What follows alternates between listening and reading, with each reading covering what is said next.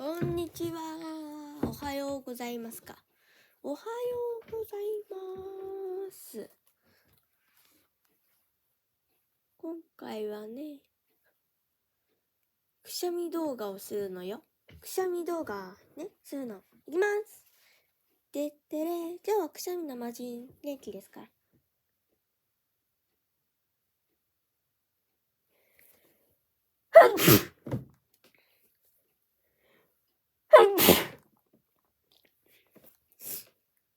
あと一人で40人。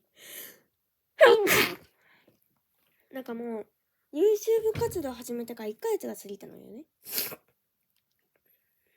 9月の21日に登録。で、小よりでくしゃみ10連発がめちゃくちゃ人気。あれはね、マジで神回だと思ってた。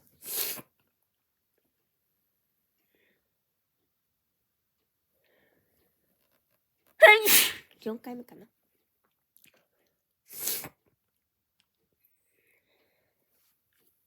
今回4回目で締めよう。ちょっと今日花粉症だからな。でね、昨日プレミア公開したのよ。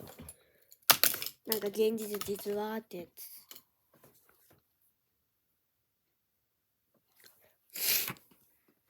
割と楽しかった？ありがとう。でね、今回もこの動画をね、プレミア公開するから、ぜひみんな来てほしいの。そ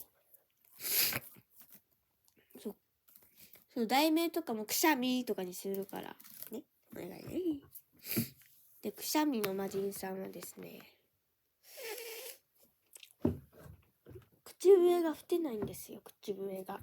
でピューとかできなくて、